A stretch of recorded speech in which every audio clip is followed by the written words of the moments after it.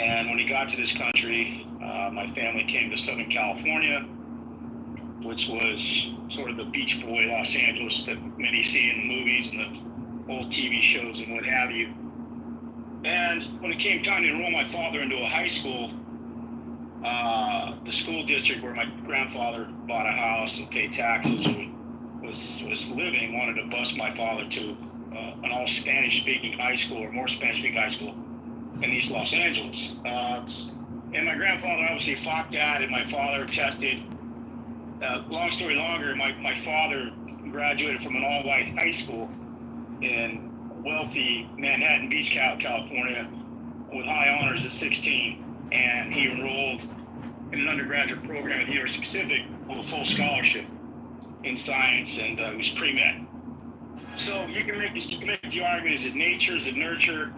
But I think ultimately it's prioritizing education so that we don't have these numbers like 20% adult functional illiterate or what have you. I mean, those are horrible. I mean, we won the war, for gosh sakes, in World War II, and yet we're losing an academic war and a war which involves the most smartest brain power on the planet today with regard to running. So is this an argument? For dismantling or maintaining the education? I'm saying we got to do some house cleaning. We got to maintain it, but allocate it and have accountability.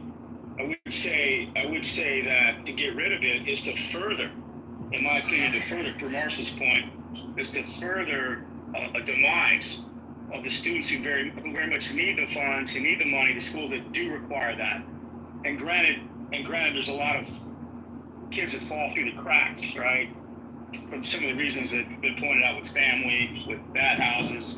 You've got drugs rampant with Oxycontin and all that stuff that riddles communities. So there's a lot of social problems as well that obviously run headlong into the money being spent, and money's not going to cure that. Let's get right down to brass tacks on that. But I will say that when I went to the University of California, out of the community where I went, and I didn't have the opportunity to go to an all-white high school that my father went to. When I got to college, speaking of Anson's point about his I believe it was his niece or granddaughter, I can't remember, sorry about that, Anson, I forgot, but I met students that had 48 B units, and I was asking, well, what the hell is that? I think I knew about maybe one of them.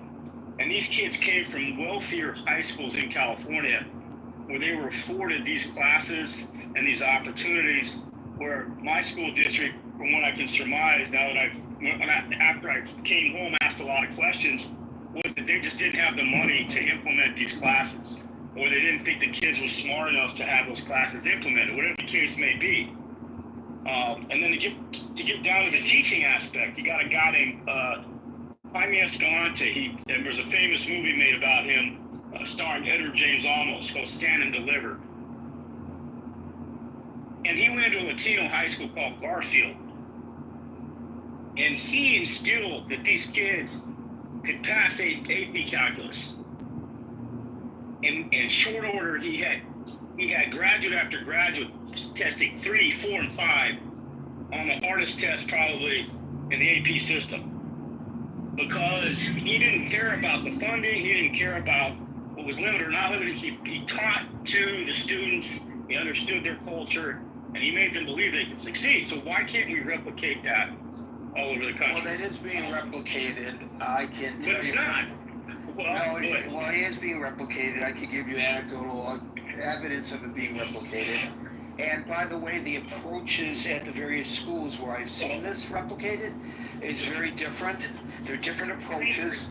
The bottom line is that the educators in these schools believe that the children, no matter their socioeconomic background, no matter their race, can succeed. And they drill that into the minds of the children.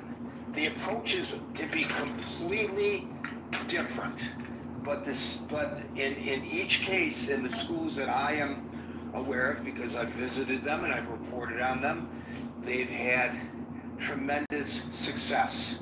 And in some of the cases, there's a lot of money being thrown behind this